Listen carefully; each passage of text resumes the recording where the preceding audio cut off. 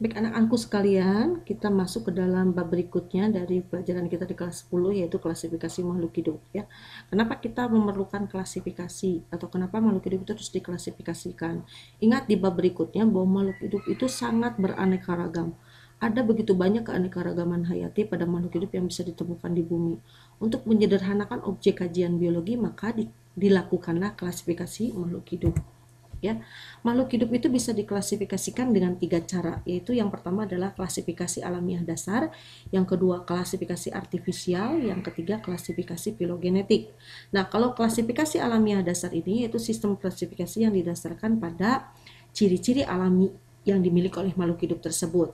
Kalau klasifikasi artifisial itu suatu sistem klasifikasi yang didasarkan pada kepentingan orang yang mengklasifikasikannya. Tidak ada lagi hubungan dengan ciri-ciri alami yang bersangkutan ya. Tidak ada lagi hubungan dengan ciri-ciri alami makhluk hidup yang akan diklasifikasikannya ya. Kemudian klasifikasi filogenetik adalah klasifikasi yang didasarkan pada jauh dekatnya kekerabatan. Untuk klasifikasi ini mungkin lebih jelas sih Bu akan terangkan dengan contoh ya. Kalau sistem klasifikasi alamiah dasar itu didasarkan pada ciri-ciri alaminya. Misalkan begini, ada makhluk hidup yang bergerak dengan kaki, misalkan, maka kita kelompokkan nanti kelompok rusa, kelompok babi rusa, kelompok kambing gunung, landak, apapun yang ada di sini yang bergerak dengan kaki itu menjadi satu kelompok. Kemudian ada juga kelompok hewan yang memiliki alat gerak berupa sirip, maka paus ini berada pada satu kelompok tersendiri. Ada juga hewan yang bergeraknya dengan terbang dengan menggunakan sayap, misalkan ya. Maka kita menggunakan si elang-elang, kemudian burung camar, kemudian owl atau burung hantu ini menjadi satu kelompok yang sama. Seperti itu ciri alamiah dasar. Atau misalnya kalau pada tumbuhan, kita mau membagi tumbuhan berdasarkan warna bunganya. Ada yang tumbuhan berwarna bunga merah, berwarna putih, berwarna ungu, dan lain sebagainya. Pokoknya berdasarkan ciri alaminya. Tapi kalau artifisial itu diserahkan kepada kita. Misalkan, oh saya mau membagi hewan di sini menjadi 2 kelompok besar. Satu, hewan yang bisa hewan jinak misalkannya seperti itu. Yang kedua misalkan hewan atau makhluk buas misalkan. Boleh-boleh saja seperti itu. Misalkan kalau yang jinak mah kambing gunung ini bisa dikatakan hewan, bukan hewan buas ya. Kemudian zebra juga bukan hewan buas, kelinci juga bukan hewan buas. Berbeda misalkan dengan beruang, kemudian singa di kelompok yang lain sebagai hewan buas seperti itu.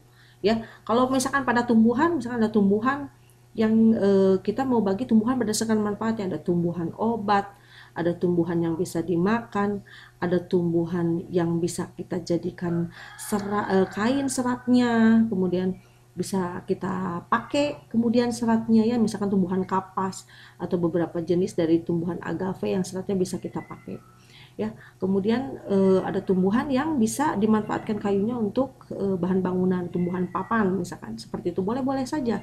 Kalau artifisial mah tidak lagi mempertimbangkan dari ciri-ciri alaminya ya.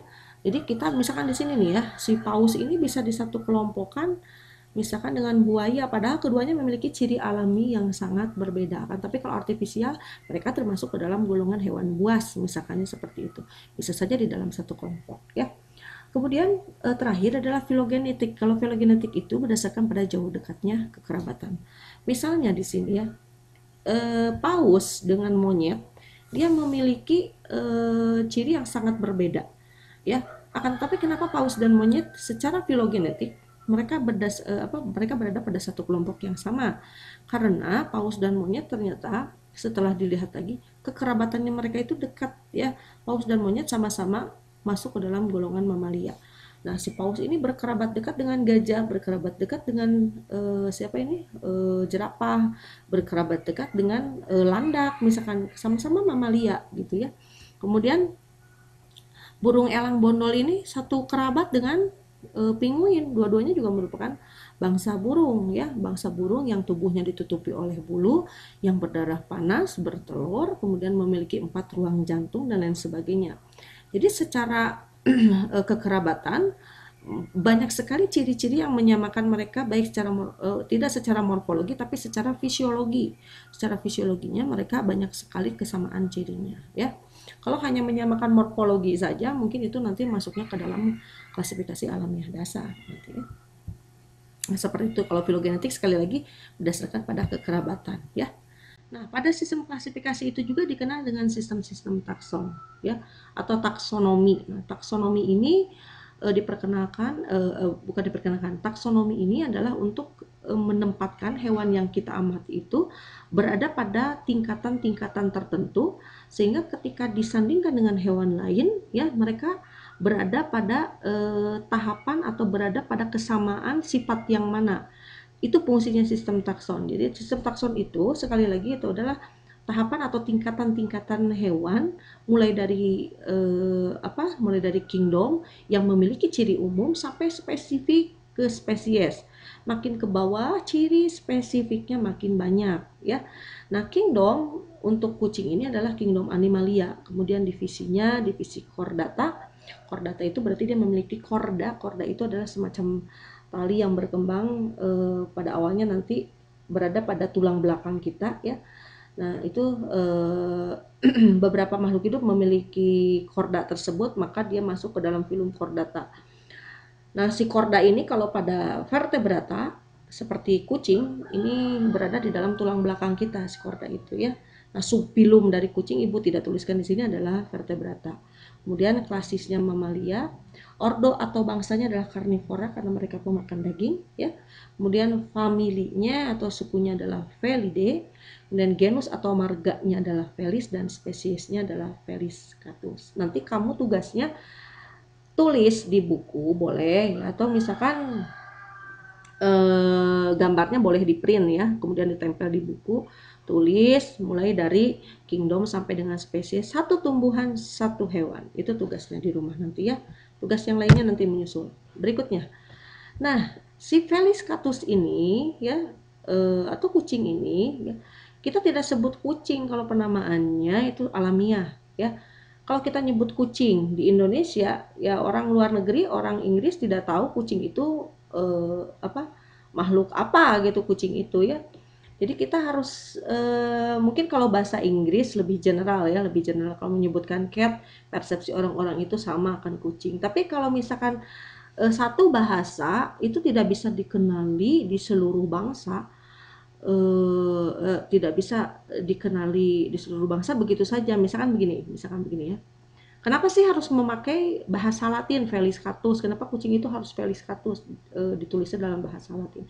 Itu supaya menghindarkan kesalahpahaman tentang objek kajian biologi, ya, bahwa Felis catus itu kucing. Mau kita di Yunani, mau kita di Indonesia, mau di belahan bumi manapun, kalau menyebutkan Felis catus itu adalah kucing. Kalau kita memakai nama daerah, misalkannya Gedang, misalkannya kalau orang Sunda Gedang itu pepaya, ya. Kalau orang Kalau orang Jawa Gedang itu pisang, gitu ya. Jadi kalau kita menggunakan nama daerah, persepsi kita akan menjadi berbeda, sehingga timbul kesalahpahaman dalam mengenali suatu organisme. Maka kita memakai bahasa Latin, ya, bahasa Latin untuk menuliskan nama dari suatu spesies. Kalau kamu lihat di sini, spesies ini namanya itu terdiri dari dua suku kata, dua kata maksudnya, ya. Kemudian kata pertamanya ini merupakan penunjuk genus, kata keduanya ini penunjuk spesies. Kalau pada kata penunjuk genus ini huruf pertamanya itu huruf kapital, sedangkan sisanya semuanya huruf kecil. Dan ini ditulisnya harus digarisbawahi secara terpisah atau dicetak miring seperti ini. Makhluk hidup itu sendiri terbagi menjadi 5 kingdom. Kingdom apa saja? Kingdom Monera, Kingdom Protista, Kingdom Fungi, Kingdom Plantae, dan Kingdom Animalia, ya. Nah, Kingdom Monera itu contohnya ini adalah bakteri. Kingdom Protista contohnya itu adalah amuba misalkan, atau paramecium, ya. Kalau fungi itu golongan jamur, kalau plantae itu golongan tumbuhan hijau, dan animalia itu adalah golongan hewan. Nah, seperti biasa, nanti coba kamu buat, ya, dalam bentuk peta konsep boleh, atau dalam bentuk yang lainnya. Kebetulan Ibu sebetulnya sudah membuat peta konsep tapi tidak ada di sini ya, nanti saja dijelaskan. Nanti kamu boleh membuat klasifikasi dari makhluk hidup. Untuk lebih jelasnya nanti akan kita lanjutkan di WA grup saja ya untuk penugasannya. Terima kasih. Assalamualaikum warahmatullahi wabarakatuh.